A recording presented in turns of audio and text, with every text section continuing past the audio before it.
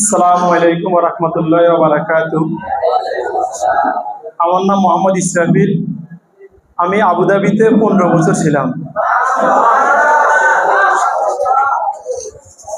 আপনারা যারা নতুন বিদেশে যাচ্ছেন তাদের জন্য একটা মেসেজ, যারা যাইতেছেন সবাই একটা পার্সোনাল একটা ডিপোজিট করবেন।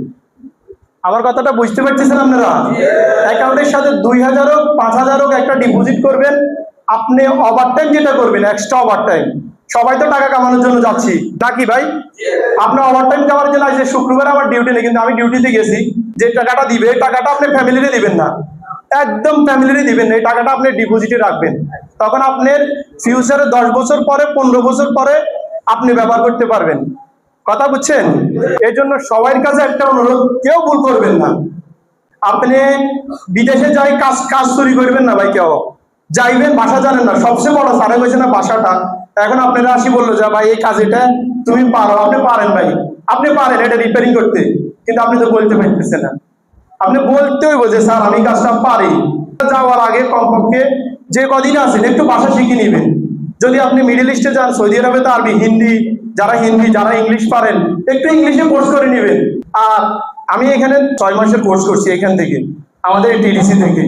আর এখানে অনেক প্রবাসী আছে, আমার বাড়ি এখানেই। ছেলে মেয়ে সিগারেট খাওয়া, নেশা করা, কিন্তু এখানে আমাদের বাড়ির পাশে একটা ট্রেনিং সেন্টার আছে, কেউ আসি শিখতে রাজি না।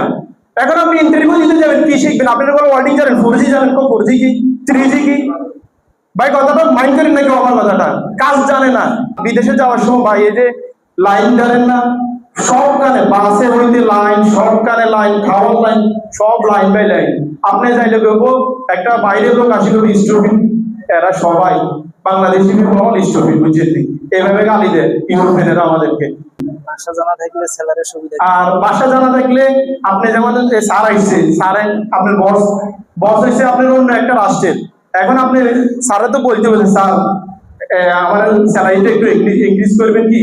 আপনি বলতে পারবেন স্যার, নাহলে তো আপনি বলতে পারবেন। আপনি দাঁড়িয়ে দেখবেন, আপনি বলছেন কারে? ওনারে, উনি সুপারভাইজার বলছে ওকে আমি বলবো, কিন্তু সে বলেন নাই। কিন্তু আপনি যদি ভাষাটা জানা থাকে কমপক্ষে আপনি স্যারে বলতে পারবেন। এই জন্য সবার কাছে অনুরোধ, কমপক্ষে বেসিক যে ভাষাটা আছে, বেসিক কথা বলার জন্য আরবি আপনি যদি জানেন, আপনি কোন কোম্পানিতে যাবেন, বেসিক যেন কথা বলতে পারেন, এটা একটু শিখে নেবেন। ভাষাটা বহুত জরুরি।